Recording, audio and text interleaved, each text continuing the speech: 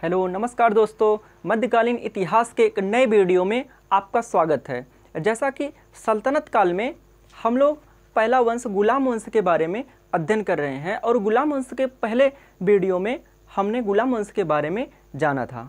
तो आज हम पार्ट 2 के बारे में जानेंगे, रजिया सुल्तान के बारे में, तथा इसके अलावा अन्य बलबन और अन्य जो छोटे छोटे शासक हैं उनके बारे में जानने का प्रयास करेंगे। तो आइए शुरू करते हैं रजिया सुल्तान के बारे में। और इससे पहले वाला वीडियो जिसने नहीं देखा है कृपया करके एक बार वो ज़रूर देख ले, क्योंकि इसे समझने में मदद मिलेगी। तो रजिया सुल्तान जो है ये जो है इसका शासन जो है 1236 से लेके 1240 तक इसका समयकाल रहता है। और यह काफ़ी एग्जामों में पूछा गया है कि भारत की प्रथम मुस्लिम महिला शासिका कौन थी, तो रजिया सुल्तान थी। इसे हम याद रखेंगे।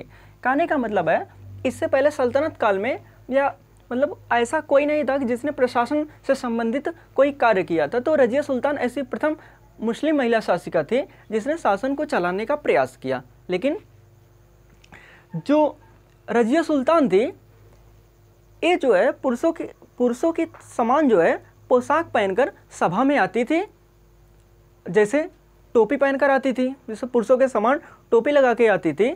इसके अलावा तमाम ऐसे कार्य थे जो पुरुषों के समान थे। और अधिकांश लोगों को ये बात पसंद नहीं थी कि पुरुषों के समान ऐसे सभा में आना और जो एक पुरुष होकर एक स्त्री के सामने अपना सर झुकाना या उनका सम्मान करना, ऐसे में काफ़ी लोगों को पसंद नहीं आता था। तो ऐसे में इसके जो सभा में थे 2 गुट में बदल गए, मतलब 2 गुट में विभाजित हो गए। एक तो वे गुट थे जो रजिया सुल्तान के समर्थक थे और एक ऐसे थे जो रजिया सुल्तान के समर्थक नहीं थे।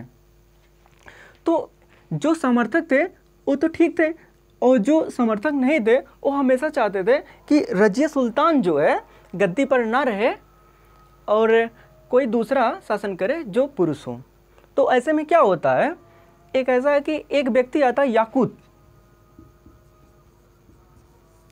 याकूत नामक व्यक्ति से रजिया सुल्तान का प्रेम हो जाता है। रजिया सुल्तान का प्रेम हो जाता है यह जो है एक उच्च कुल का मुसलमान नहीं था।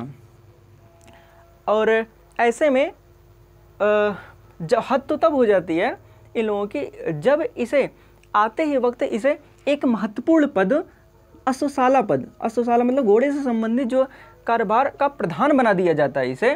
तो ऐसे में जो वहाँ के जो रजिया सुल्तान को ना मानने वाले थे, उनके जो ना चाहने वाले थे, ऐसे में वो बहुत नाखुश हो जाते हैं। लगभग सभी दरबारी नाखुश हो जाते हैं। ऐसे में क्या करते हैं कि एक अल्तुनिया के शासक, ये चीज़ याद रखेंगे, ऐसे में भटिंडा के एक शासक थे जिनका नाम था अल्तुनिया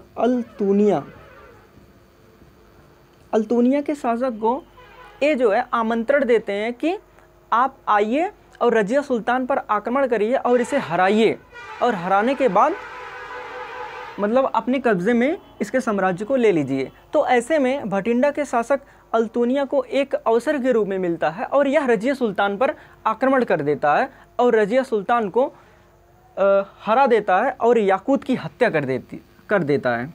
जब याकूत की हत्या हो जाती है और रजिया सुल्तान को यह अल्तुनिया गिरफ्तार कर लेता है। गिरफ्तार करने के बाद यह रजिया सुल्तान अपने कूटनीति का अंततः जो है क्या करता है, रजिया सुल्तान कि अपनी कूटनीति का परिचय देते हुए यह अल्तुनिया से विवाह कर लेती है। और विवाह करने के बाद अब रजिया सुल्तान और अल्तुनिया एक हो जाते हैं। इसके बाद जो अल्तुनिया था इसे दिल्ली की गद्दी से अब बाहर की तरफ घुमाने ले जाता है। तो इस समय जो है उस समय उसकी गद्दी जो है खाली रहती है, दिल्ली की गद्दी खाली रहती है। ऐसे में जब गद्दी खाली थी तो इल्तुतमिश का एक पुत्र था बहराम शाह। इल्तुतमिश का एक पुत्र था बहराम शाह। उस समय वह जो है दिल्ली की गद्दी जब खाली था तो उस पर बैठकर वह शासन करने लगा। जब यह जानकारी अल्तुनिया और रजिया सुल्तान को पता लगता है कि जो गद्दी खाली है दिल्ली पर, अब वहाँ पे शासन कौन कर रहा है, बहराम शाह, तो वहाँ से वो लोग तुरंत आने का प्रयास करते हैं। और जब आते समय जो है रास्ते में और वहीं पर उनकी 1240 ईस्वी में रजिया सुल्तान और अल्तुनिया की हत्या कर दी जाती है। तो ऐसा भी कहा जाता है कि रजिया सुल्तान और अल्तुनिया की जो हत्या हुई थी उसको हत्या कराने के पीछे किसका हाथ था? तो बहराम शाह का हाथ था। तो एक तो ये रीज़न है। इसके अलावा एक रीज़न ऐसा बताया जाता है कि कुछ गद्दारों द्वारा उनकी हत्या कर दी गई जो इनको नहीं मानते थे। तो चाहे जो भी है, मतलब ये सब कंपटीशन एग्जाम से इम्पोर्टेंट नहीं है, लेकिन मिला जुला के 1240 ईस्वी में रजिया सुल्तान और अल्तुनिया की हत्या कर दी गई। मतलब मिला जुला के 2-3 प्रश्न यहाँ पे इम्पोर्टेंट है। सबसे ज़्यादा इम्पोर्टेंट प्रश्न है कि भारत की प्रथम मुस्लिम महिला शासिका कौन थी? तो रजिया सुल्तान। ये विभिन्न एग्जामों में पूछा गया क्वेश्चन है, इसे आप निश्चित तौर पे याद रखेंगे। और रजिया सुल्तान को हराने के लिए कौन आया था? बठिंडा के सूबेदार अल्तुनिया द्वारा आक्रमण किया गया था, इसको आप भी याद रखेंगे। और बीच में जो है, जब यहाँ से ये चला गया था, मतलब दिल्ली की गद्दी छोड़ के, तो उस समय कौन शासन कर रहा था वहाँ पे? तो बहराम शाह। 2-3 पॉइंट आप याद रखेंगे, बस यहीं से क्वेश्चंस बनते हैं। तो जब 1240 में इनकी हत्या हो जाती है तो बहराम शाह, अलाउद्दीन महमूद और नसीरुद्दीन महमूद द्वारा मजबूत शासन नहीं चला। मतलब एक कुछ समय तक तो शासन करते हैं, लेकिन एक मजबूत शासन चलाने में असमर्थ हो जाते हैं। तो उसके बाद कोई ऐसा शासक नहीं रह जाता है जो शासन को एक मजबूती प्रदान कर सके। तो इसी बीच गयासुद्दीन बलबन के बारे में जानेंगे, जो हर एक कंपटीशन एग्जाम में बार बार पूछता है। तो इसको जानने का प्रयास करेंगे, क्योंकि अब जो है बलबन एक ऐसा शासक था जो महत्वपूर्ण भी है, जो अपने शासन को चलाने में काफ़ी जो है नीति और सैन्य संगठन, इसके अलावा एक निरंकुश कई पद्धति जो अभी तक किसी ने भी नहीं किया था, वो ये करने का प्रयास किया ताकि उसका साम्राज्य जो है काफ़ी सुदृढ़ हो सके। तो आइए बलबन के बारे में जानते हैं। तो इसका कार्यकाल 1266 से 1287 तक रहा और बलबन का पूरा नाम गयासुद्दीन बलबन था। बलबन का पूरा नाम गयासुद्दीन बलबन था। और बलबन जो है तुर्गान-ए-चहलगानी का सदस्य था। तुर्गान-ए-चहलगानी का जो तुर्गान-ए-चहलगानी किसने बनवाया था, इसे आप कमेंट बॉक्स में बताने का प्रयास करेंगे। पिछले वीडियो में हमने बताया था। तो इसी तुर्गान-ए-चहलगानी जो था, इसी का सदस्य कौन था? बलबन था। और 1249 ईस्वी में बलबन ने अपनी पुत्री का विवाह नसीरुद्दीन महमूद से किया था और बलबन ने उसे उलूग खां की उपाधि देता है। कहने का मतलब है कि ये जो बलबन अपनी पुत्री का विवाह जो यहाँ नसीरुद्दीन महमूद था उससे कर देता है। कहने का मतलब है कि यह अपने शासन को चलाने के लिए ही अपनी पुत्री का विवाह नसीरुद्दीन महमूद से कर देता है। और जब नसीरुद्दीन महमूद से यह कर देता है तो अब इसका ये जो है दामाद हुआ, नसीरुद्दीन महमूद इसका दामाद हुआ। और यहाँ से मतलब अपने शासन को चलाने के लिए नसीरुद्दीन महमूद की मतलब कहने का मतलब अपने दामाद की ही हत्या कर देता है बलबन। मतलब अपने शासन को इतना कठोर, मतलब एक किस हद तक कार्य कर सकता है, मतलब अपने दामाद की भी हत्या कर दिया। कहने का मतलब एक शादी के माध्यम से, एक किसी प्रपंच के माध्यम से यह शासक बना।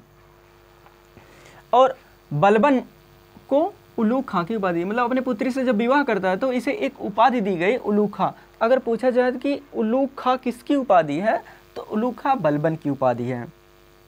सबसे इम्पोर्टेंट प्रश्न है कि बलबन ने, मोस्ट इम्पॉर्टेंट मैंने लिखा है कि रक्त और लौह की नीति अपनाई। कहने का मतलब है रक्त और लौह की नीति अपनाने का मतलब है तलवार के दम पे सत्ता को हासिल करने की बात कही इसने, कि मतलब रक्त और लौह की नीति अपनाई। मतलब प्रश्न में पूछेगा कि रक्त और लौह की नीति किसने अपनाई, और विभिन्न एग्जामों में ये प्रश्न देखा गया है, तो इसे आप निश्चित तौर पे ध्यान रखेंगे। तो ये बलबन ने चलाया।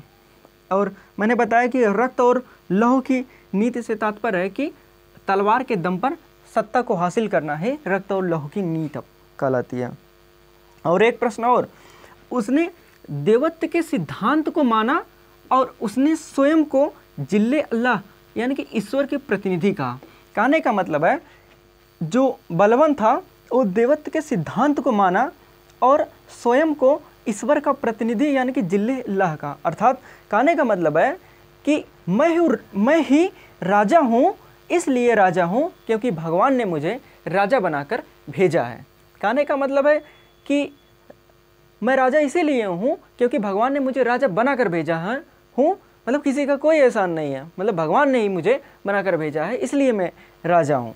कहने का मतलब है कुल कि इसने स्वतः अपने आप को ईश्वर का प्रतिनिधि कहा या जिल्ले इल्लाह कहा। इसको भी आप एक बार याद रखेंगे। और बलबन जो है निरंकुशता का सिद्धांत दिया। अब ये निरंकुशता क्या है? कहने का मतलब है कि राजा का कर्तव्य जो है उससे इसको नहीं मतलब है। कहने का मतलब है राजा का कर्तव्य मतलब जनता के भावनाओं के आधार पर साम्राज्य मतलब जनता की इच्छा क्या है उससे हमको मतलब नहीं है। जनता की क्या इच्छा है, मतलब हमारा क्या लाभ है उससे वो हमको इम्पोर्टेंट है। कहने का मतलब है जनता के भावनाओं के आधार पर नहीं, साम्राज्य की इच्छाओं पर चलना चाहिए। जो राजा बनने के लिए मतलब अगर राजा बनने के लिए अगर कोई बाधक है तो उसकी आप हत्या कर दीजिए। मतलब कहने का मतलब है कि अगर कोई भी प्रॉब्लम हो उसके लिए चाहे हमें हत्या ही क्यों ना करना पड़े तो आप उसको करिए। तो कहने का मतलब है कि बलबन एक निरंकुशता का सिद्धांत दिया, यह भी एक निरंकुश राजा था और यह राजा बनने के लिए कौन विधि अपनाया था उसको भी हमने बताया है। और यह तुर्गान चहलगानी का सदस्य था और इसे ने आगे चलकर तुर्गान चहलगानी को क्या करता है, समाप्त कर देता है बलबन ने। क्योंकि उसे ऐसा लगता था, क्योंकि तुर्गान चहलगानी मतलब 40 सरदारों का एक जो है मजबूत संगठन था, उसमें से जब मैं एक हूँ और मतलब मैं ऐसा कर सकता हूँ तो मेरे विरुद्ध भी कोई ऐसा कर सकता है। इसके लिए जो है 40 सरदारों का ये जो संगठन है उसको मैं समाप्त कर दूंगा। तो अर्थात यह भी करता है कि ये तुर्गान चहलगानी को अंततः यह समाप्त भी कर देता है। एक और इम्पोर्टेंट प्रश्न है कि बलबन ने एक नए संगठन, सैन्य संगठन दीवाने अर्ज, एक कई बार पूछा गया है, दीवाने अर्ज की स्थापना करता है और अपने प्रशासन को एक मजबूती देने का कार्य करता है बलबन द्वारा। इसके अलावा कि बलबन अपने आप को मानता था कि मैं एक उच्च कुल का मुसलमान हूँ। मैं अपने आप को मानता था कि मैं बहुत उच्च कुल का मुसलमान हूँ। हालांकि इस्लाम धर्म में किसी के सामने झुकना नहीं होता है, क्योंकि अगर आप झुकना है किसी के सामने तो केवल ईश्वर के सामने झुकना है। लेकिन आगे देखिए, बलबन ने सिजदा और पाबोश नामक प्रथा चलाई। एक कई बार पूछा गया है, इसको भी आप याद रखेंगे, ये भी इम्पोर्टेंट है। सिजदा और पाबोश की प्रथा चलाई। कहने का मतलब है सिजदा मतलब अगर कोई दरबार में मतलब अगर बलबन आएगा तो आप उसके सामने अपना सिर को झुकाएंगे, और पाबोस मतलब उसके पैरों को चूमना पाबोस कहलाता। मतलब सिजदा का मतलब है कि सिर झुकाना और पाबोस मतलब पैरों को चूमना। ऐसी प्रथा चलाया, जबकि इस्लाम धर्म में यह नहीं था कि आप किसी के सामने अपने सर को झुकाएं। अगर झुकाना है तो आप ईश्वर के सामने ही केवल सर झुकाइए। ये अपने आप को एक उच्च कुल का मुसलमान मानता था।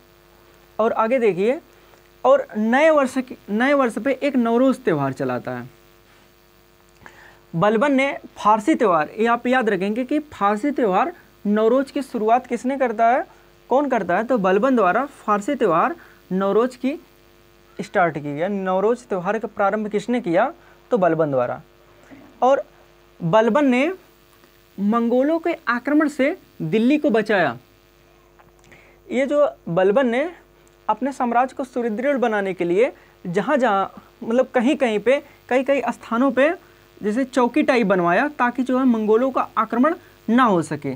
तो ऐसे में ये अपने प्रशासन को मजबूत करने के लिए मतलब मंगोलों के आक्रमण से बचने के लिए भी काफ़ी शासन को मजबूत किया और दिल्ली को बचाने में सामर्थ रहा। और इम्पोर्टेंट प्रश्न है कि जो अमीर खुसरो और जो अमीर हसन जो है किसके दरबारी थे, तो बलबन के दरबारी थे। हालांकि ये जो अमीर खुसरो था ये बलबन और बलबन से मोहम्मद बिन तुगलक के शासनकाल तक जो है ये जो है दरबारी रहा। मतलब ऐसा नहीं है केवल बलबन के ही दरबार में रहा था, लेकिन ये आप याद रखेंगे कि जो अमीर खुसरो किसके दरबारी थे, तो बलबन के दरबारी थे। और ये जो है बलबन से लेके मोहम्मद बिन तुगलक तक जो है दरबारी रहे हैं।